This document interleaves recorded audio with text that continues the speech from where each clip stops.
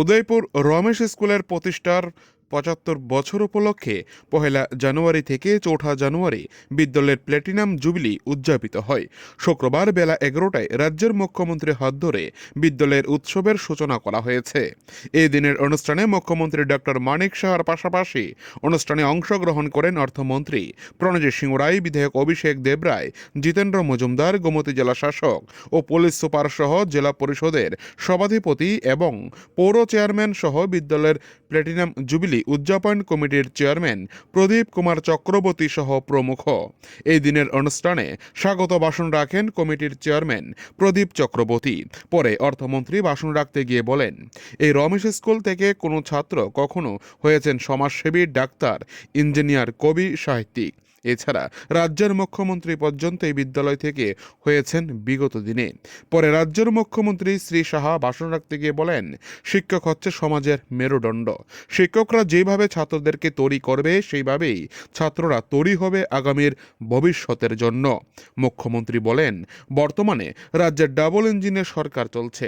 প্রধানমন্ত্রীর দিক নির্দেশনায় বর্তমানে এ রাজ্যে উন্নয়ন সম্ভব হচ্ছে।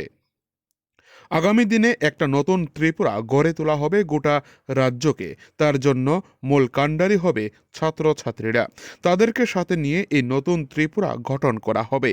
এদিন মুখ্যমন্ত্রী নাম না করে রাজ্যের বিরোধীদেরকে আক্রমণ করেন। তিনি বলেন, অনেক সময় দেখা যায় বিরোধীরা তাদের স্লোগান দিয়ে থাকে, জল নেই, রাস্তাঘাট নেই।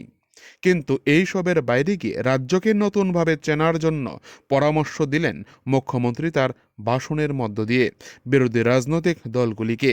আগামী দিনে স্কুল আরও দ্রুত গতিতে পড়াশোনা অগ্রসর করবে বলে মুখ্যমন্ত্রী আশা প্রকাশ করেন। এদিন মুখ্যমন্ত্রী সফরকে কেন্দ্র করে গোটা রমেশ স্কুল চত্বর জুড়ে ব্যাপক করা নিরাপত্তায় মোড় দেয়া হয়। উদয়পুর থেকে নিজস্ব প্রতিনিধির রিপোর্ট, টিভি 100 বাংলা। বিরোধীরা আছে, ওই জল নাই, রাস্তা নাই, একটা মুখস্থ করা, মেহনতি মানুষ এইসবই করতে থাকে। আর তার বাইরেও করে আসুন না, এগুলো আমি দেখি পাই। I beg to state that due to this reason I could not attend the school.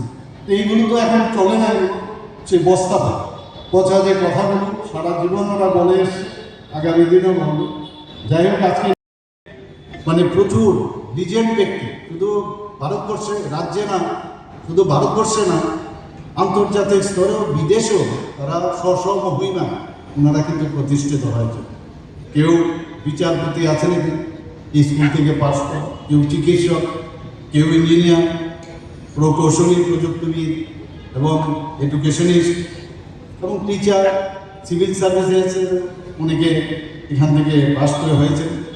ভালো স্টুডেন্ট, ক্রীড়াবিদ হয়েছে, স্পোর্টসম্যান হয়েছে, কেউ কেউ সায়েন্টিস্টও হয়েছে, বায়োকেমিস্ট হয়েছে, সেনাবাহিনীতে কমিশন অফিসারও হয়েছে, লেখক, কবি, ঔপন্যাসিক, নাট্যকার, গায়ক এবং ডান্সের দিকেও যারা নৃত্যশিল্পী সহ বিভিন্ন গুণীজনরা এই স্কুল থেকে পাশ করে তারা কিন্তু স্ব জায়গায় প্রতিষ্ঠিত হয়েছে।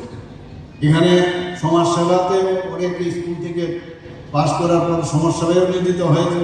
বিধায়ক, মন্ত্রী থেকে মুখ্যমন্ত্রী পর্যন্ত এই স্কুল থেকে পাশ করছে। তিনজন বিধায়ক এই স্কুল থেকে ওনারা পাশ করে বর্তমানে এখানে আছেন।